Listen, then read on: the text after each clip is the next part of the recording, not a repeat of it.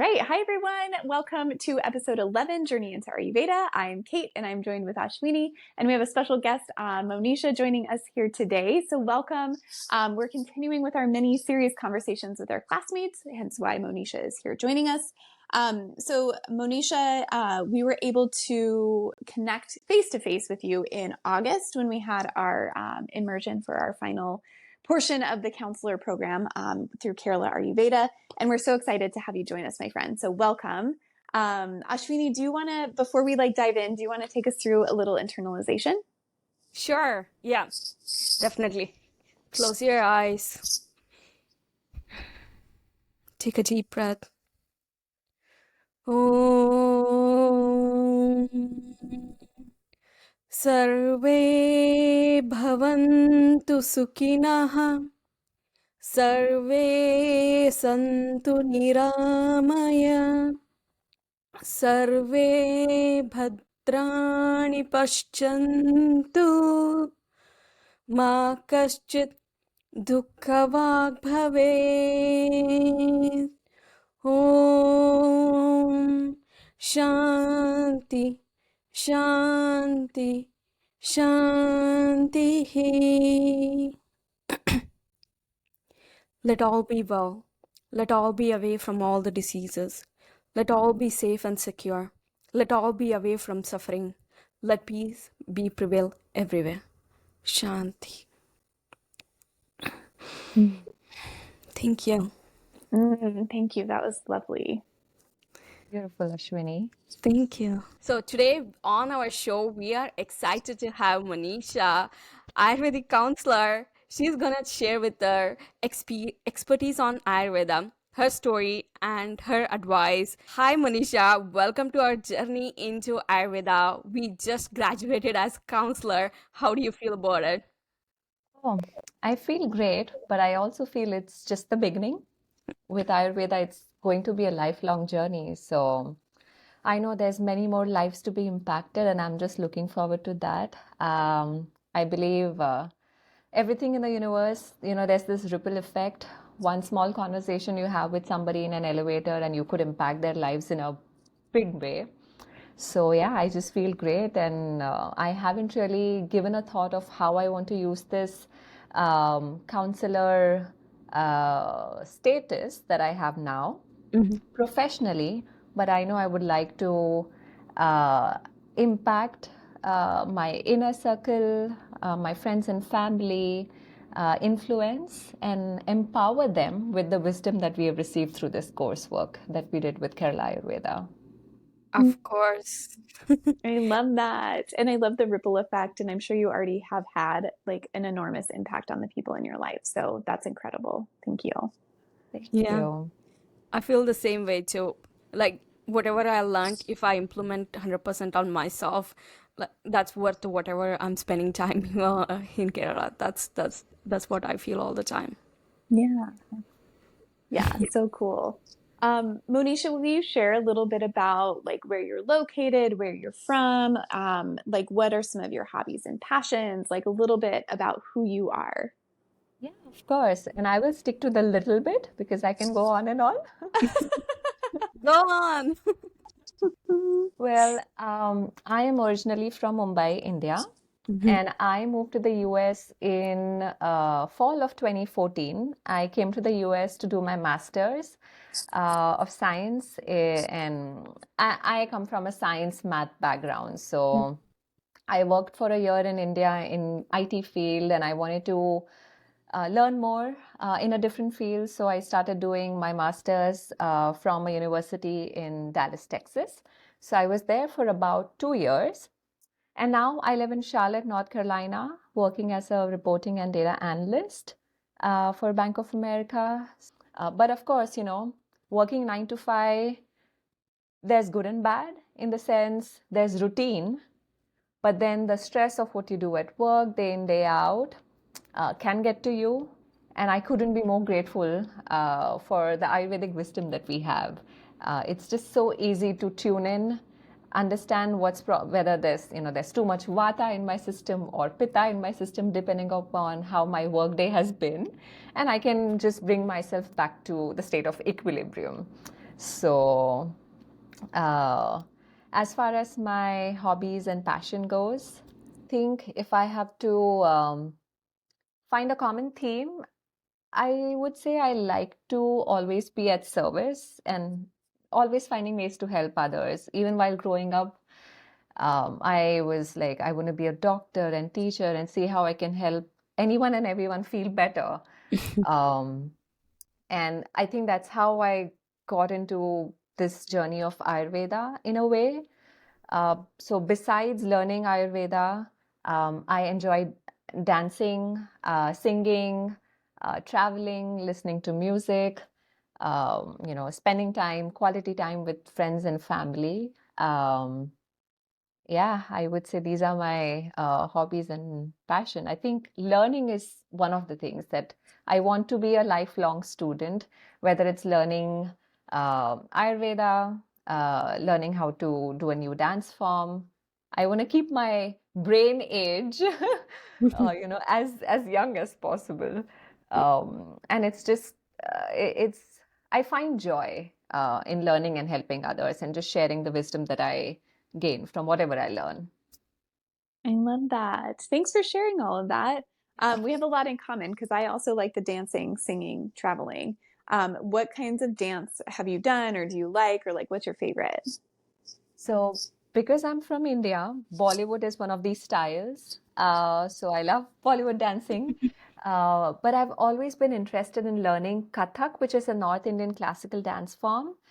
Mm. And now that I know I am a certain body type as per, Ayurveda, now I understand why I was probably attracted or just intrigued by Kathak because it's very flowy. There's a lot of expressions and using of your like body parts to emote and express. It's very flowy, just like how contemporary dancing is. You emote using your body, and it's just so beautiful.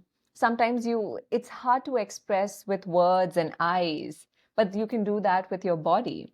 Mm-hmm. So that's one of the dance forms that I'm learning now. It's called Mm-hmm. Kathak.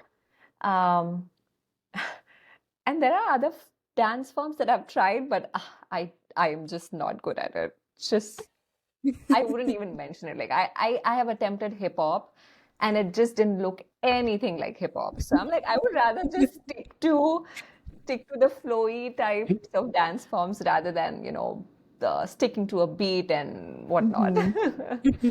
I Yeah. tried hip hop too, and I had a really hard time with it.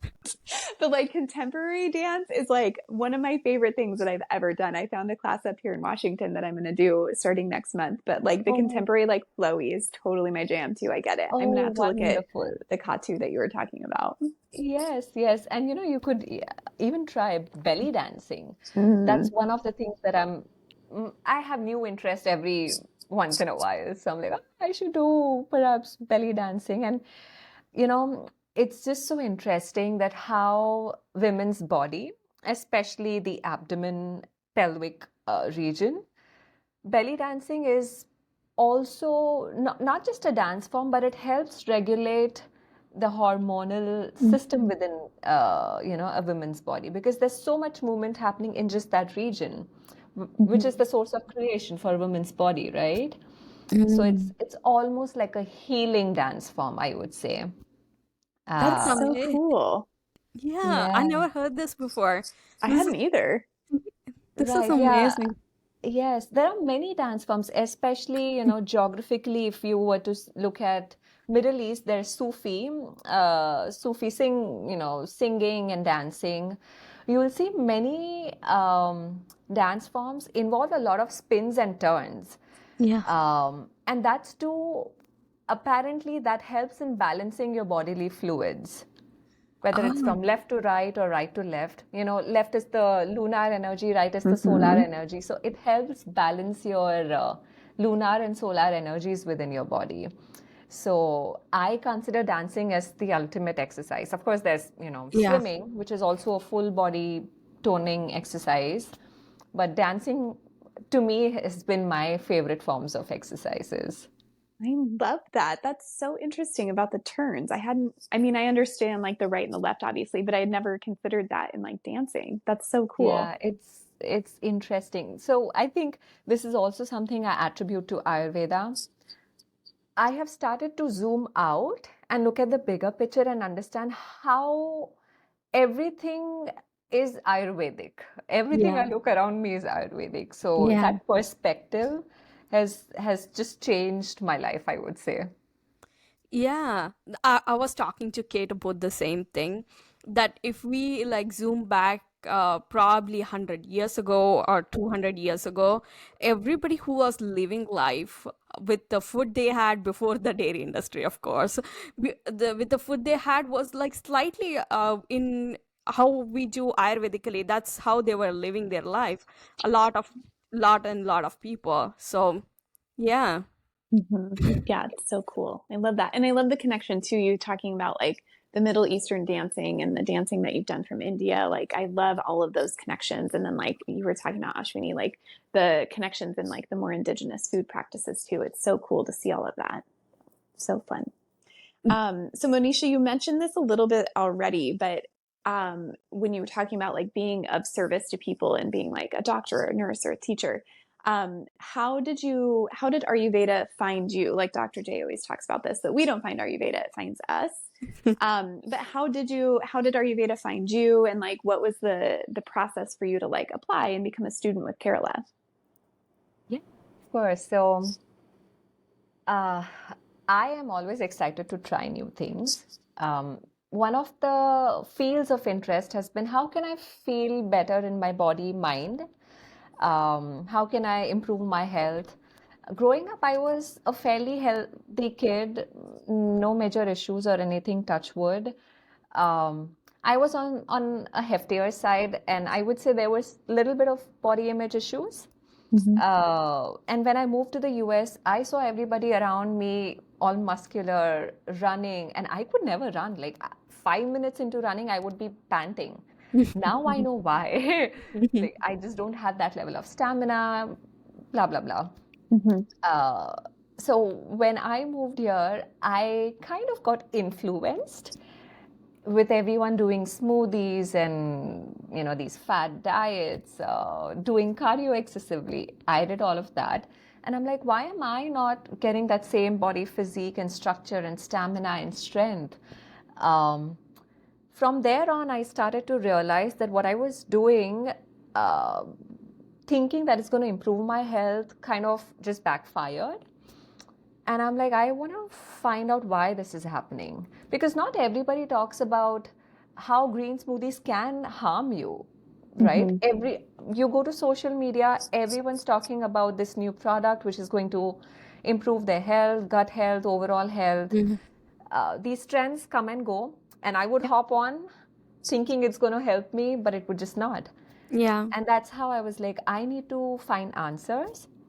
And coming from India, knowingly, unknowingly, and Ashwini can attest to this, we have lived with certain Ayurvedic principles, Yeah. not to the T, because generations and generations, I think some of the wisdom gets lost. Mm. As in when our parents' generations, they started to work, have a 9 to 5 job themselves.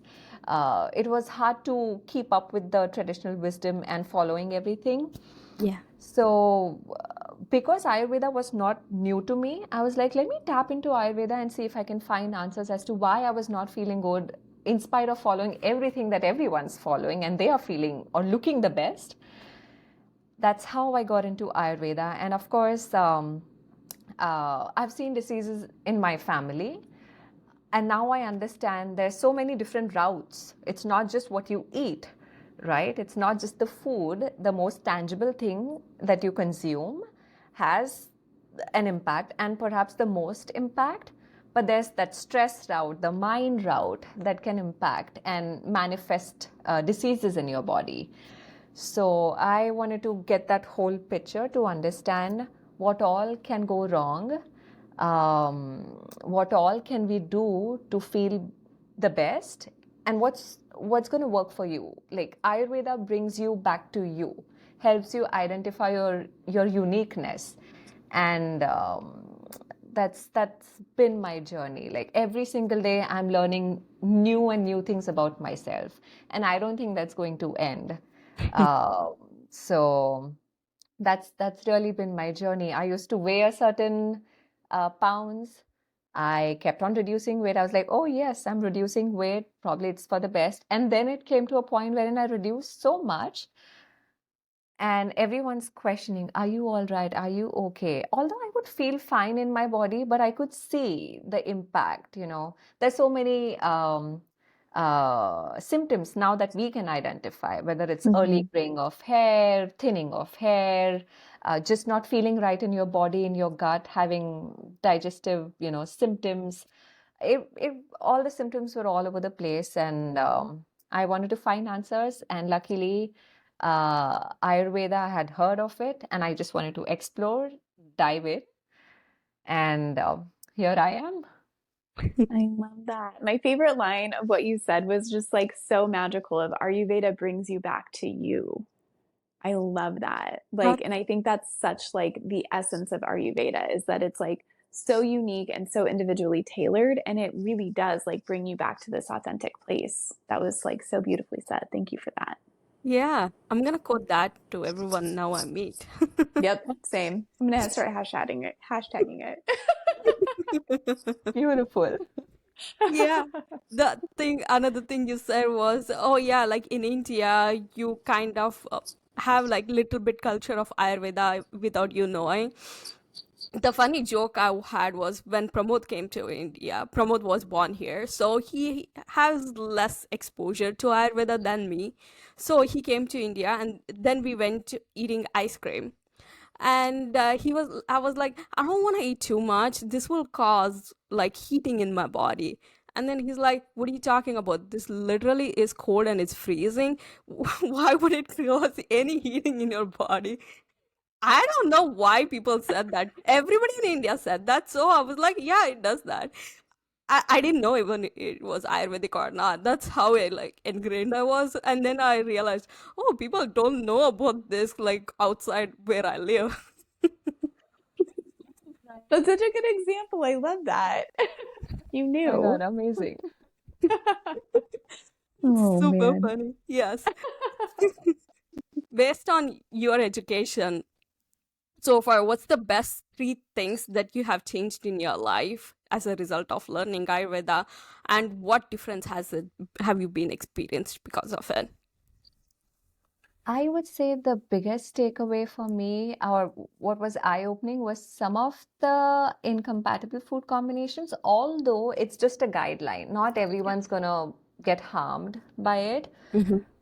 Personally, for me, I started to notice and correlate what things were working for me and not. So that is one of the unique concepts in Ayurveda about, how certain foods just don't come together and assimilate well in your gut. I think the second thing is really the importance of slowing down. Mhm. Um, in this era that we live in, wherein everybody's on the go always, there's just so much combustion and burning out I see around myself, and I've personally experienced it. Those bits from Ayurveda, wherein, how to take care of your mind and body using some dinacharya, self-care rituals, and tuning into seasons. Uh, that is definitely the second big thing that I've taken away and I'm implementing. Um, and I think third is really more spiritual. For me, learning Ayurveda has been a therapy and has been more spiritual than anything else. It has put many things into perspective. Like, for example, when we had the practical immersion, we met people from different walks of life, different background, different coming from, having different experiences. And up until now, I used to complain about my 9 to 5 job and my 9 to 5 life. But I started to look at it that I have a structure to my day. I have a routine. Not everybody is blessed to have that. I come from a family, my mom has been a homemaker. I was blessed to be around her. She took such good care of, me, my sister. These little things that I have food on my plate. I have the luxury of time to be able to cook, eat. So I think learning Ayurveda and just interacting with different people, especially with the different assignments that we've had to do, it has brought in a lot of gratitude. So Mm. although it's not technically an Ayurveda learning, but it has still had that impact that I have taken back with me, of putting things into perspective and always zooming out and just being grateful for whatever situation I am in. So it's about the saying, the glass being half empty versus half full, Mm-hmm. and I'm almost always looking at it as half full. Mm-hmm. So it's not technically very Ayurvedic, it's more like a philosophical thing, but Yeah. that's the impact Ayurveda really has had on me. Yeah. Love that. It kind of like gave you like a shift of perspective and like that deep. I agree. I think it's been like such a spiritual experience, but not in like a way that I think it's ever classically defined as like a spiritual experience. So I love Correct. that, and that really resonates for me too. Yeah. Sometimes you can't quantify certain things, you just Hmm. feel it, and there's Hmm. just that shift, Yeah. right? So Ayurveda has been just that for me. Like, if somebody were to ask me what's the best thing that Ayurveda has done to you, I would just say it's just made me more spiritual. Mm-hmm. And to some less enlightened folks, spirituality unfortunately relates to a certain god or a religion, but Mm-hmm. it's just you being more centered Hmm. and being at peace with yourself, whether it's in your mind, body, or spirit. That's to me is spirituality. When you're more aware about yourself and you just respect sometimes the way others are and make peace with it, because Hmm. not everybody has the same journey. You meet different people at different instances in their life journeys, right? Yeah. So today you meet somebody, they may not be what they were before, and 5 years down the line, they may be entirely different. So you just develop that respect for everyone, whether it's a good Hmm. or a bad experience. And that's the profound impact Ayurveda has had on me, just Yeah. looking everything holistically and Hmm. giving people that grace and that benefit of the doubt. Yeah, I love that. That kind of, we talked, Ashwini and I just talked about this on our recently about like kind of being like the neutral observer for everything and then just like taking it in and then, Mm. being very neutral in that. I love that. Yeah. I also, Monisha, if you don't mind me sharing, when we were in the class, you talked about how your mom was very spiritual when you were in her belly, very calm and very. So I feel like Monisha's also like when I saw her in the class, she's very calm and like very like when she's walking, she's like taking her time, not like bothered about anything. I really like that. I love, I love how she does that. What it is when I'm around uh, Ayurvedic folks, there's a Yeah. different aura. There are instances wherein I am just not like this. Like my Vata and Pitta can take me to another level, and you won't be able to recognize me. Let me just put it that way. Yeah, so I think we have all the energies, and certain day there's more rajas, there's more sattva, Yeah. sometimes there's tamas. It's Mm. just fluctuating, and Yeah. luckily we have the tools to keep ourselves in check. Yeah, absolutely. Yeah. Um, you just kind of set us up for my next question. So Ashwini and I talked about in like one of our early episodes about like our Prakruti and like knowing ourselves. And for listeners that don't remember, Prakruti is kind of like the constitution, or it can also mean like the nature. So like what our individual constitution is. And this is something that's set at conception, so we don't have any control over this. It's already set when we're coming out. But will you tell us more about, like you just mentioned, like your Vata Pitta? But will you tell us more about your Prakruti and kind of how your understanding of yourself has come through Ayurveda, or like, who you were in the past and all of that? So, just to clarify, when I said my vata or pitta, that meant what I meant by that was my vata energy or pitta energy. I'm actually not vata pitta, Okay. which comes as a surprise or a shock to many because of my current state, which is my Mhm. Vikruti perhaps.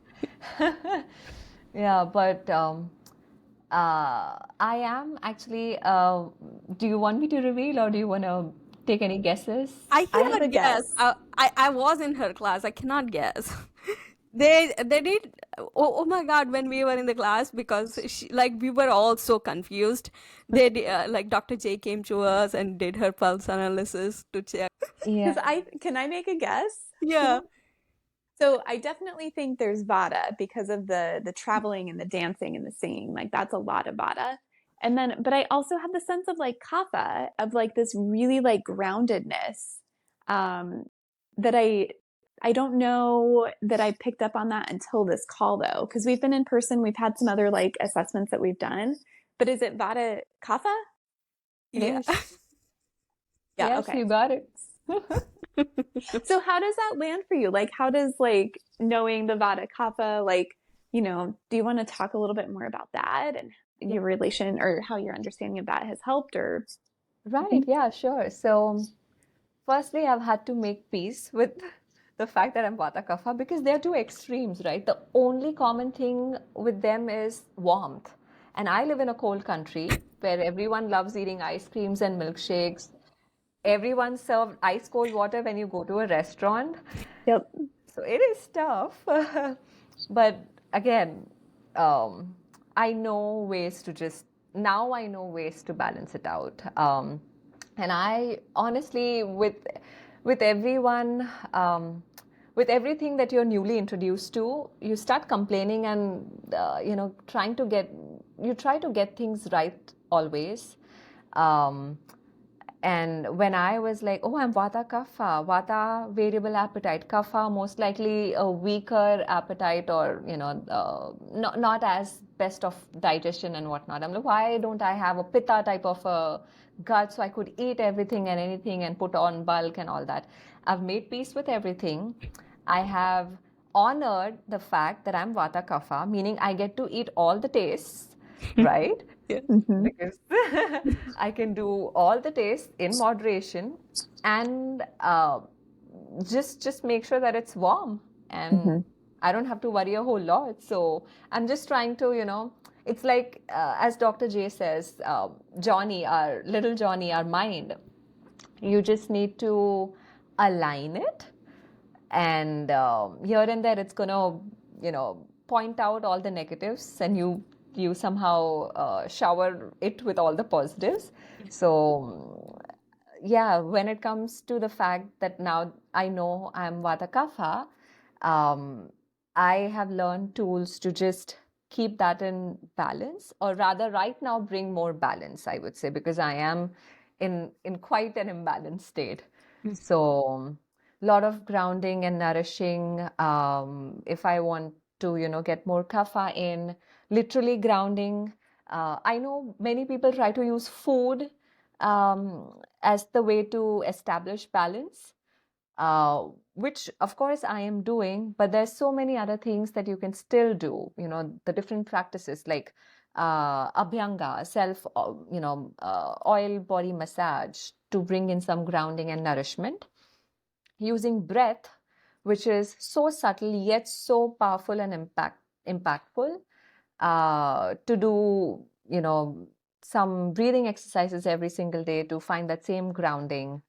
Um, and of course, I'm focusing, eating a little bit of tubers and, brahmana type of grains like wheat and rice, which I'm not surprised was a staple while I was growing up, which I had cut down in that phase when I was trying different fad Mm-hmm. diets and whatnot.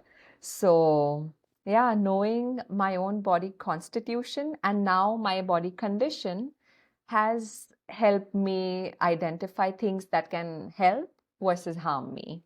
Mm-hmm. So it's been really, really helpful knowing that. Yeah.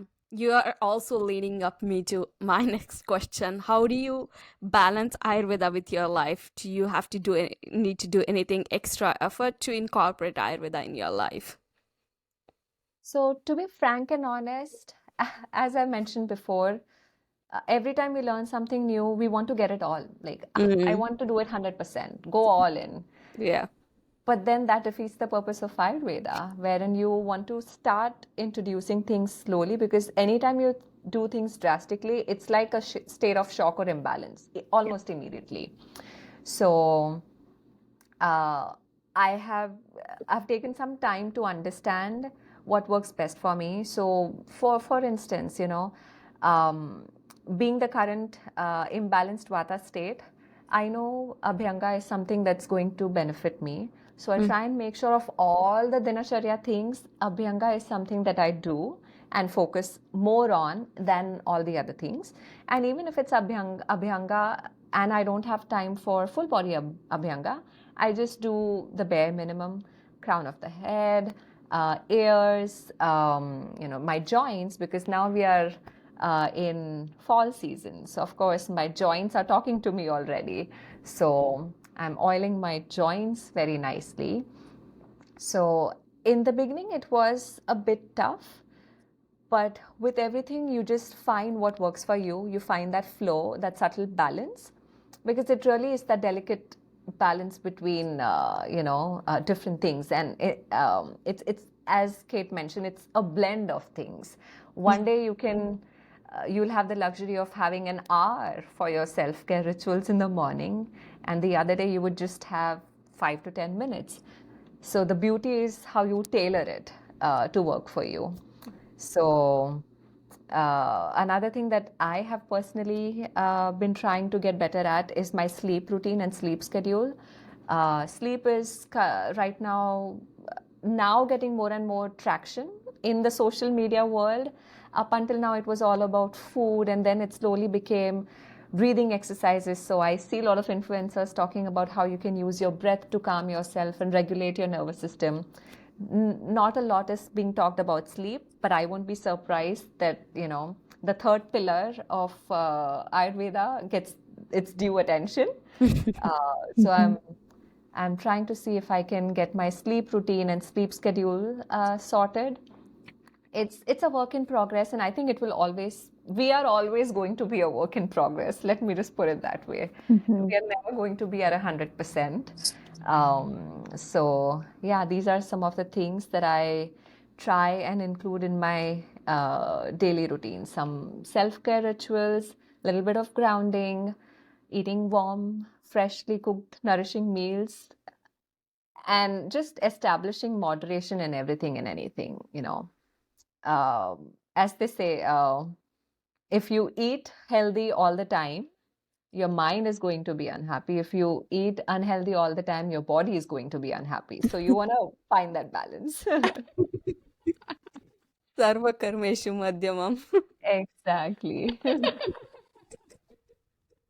Oh, yeah, I love that. And I think that's such a good reminder of the like extremities, right? Or the extremities, Yeah.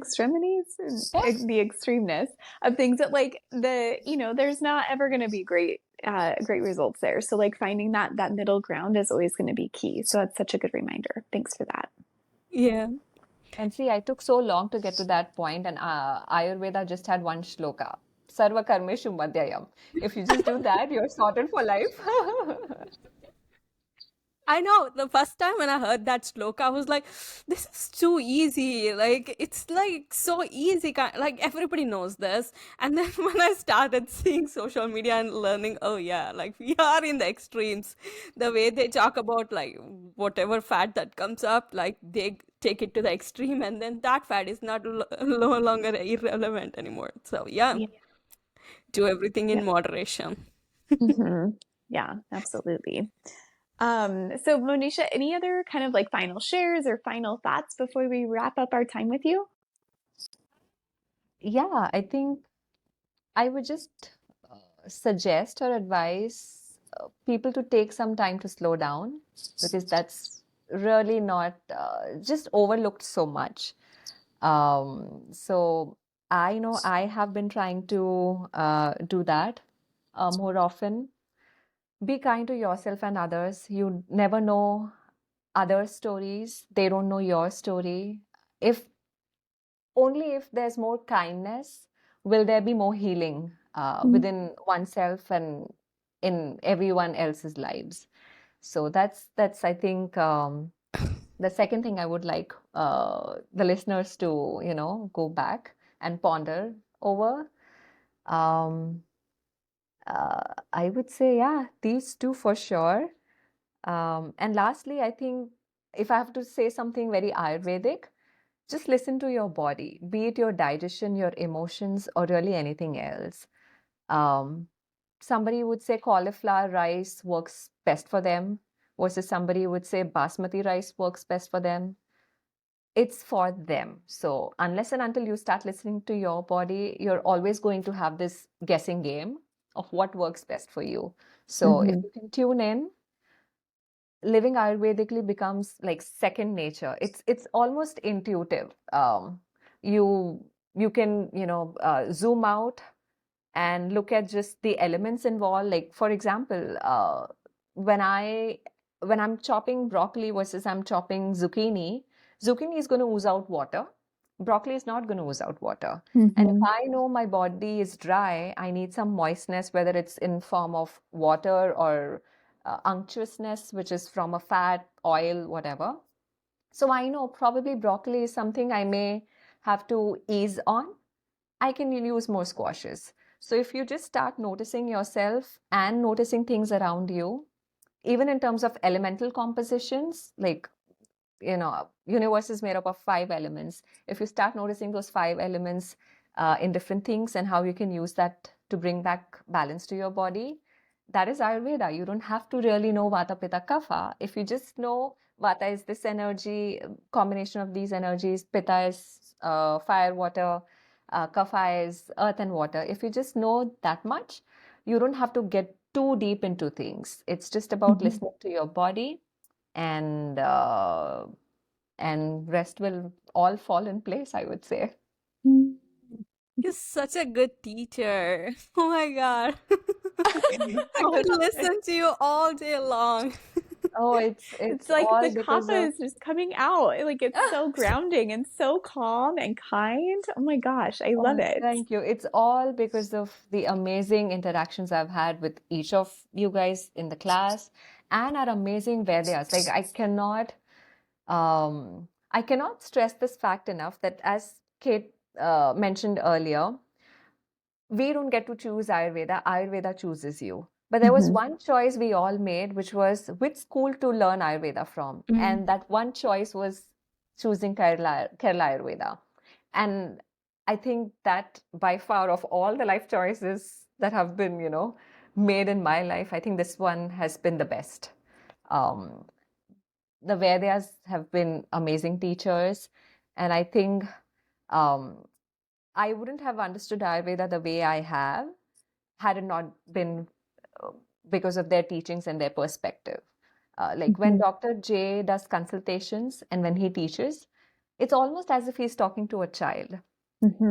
Uh, and he breaks down, and all the Vedas, they break down everything, and they make it's almost, and pun intended here, it's almost making Ayurveda in a digestible pill format, right? Yeah. So, yeah, if you just break things down, zoom out, listen to your body, you're sorted for life. I love that. And I agree that the teachers are phenomenal. And it was important to me in picking Kerala to have like the authentic teachings and to have teachers from India that have that background. And so I love that. And I think that probably was maybe like weighed into all of our decisions to pick Kerala specifically. So um, thank you so much for sharing, Monisha, and thanks so much for joining us. As a reminder, what we provide here on the podcast is meant to be educational. Echoing what Monisha said, you know your body best. So, if you decide to seek care from a medical provider, a traditional Western doctor, or an Ayurvedic practitioner of IDEA. That's up to you completely. We just seek to provide educational content and hope to share a little bit more about our own stories and our own experiences. We will be back soon to bring you more fact versus fiction and more about our journey into Ayurveda, as well as conversations with our classmates. Don't forget to check out our social media on Instagram and TikTok. And if you find this content useful, helpful, enjoyable, or anything else that you enjoy, please like and subscribe. And we will see you all so soon. Thanks, Monisha. Bye. Thank you so much for having me.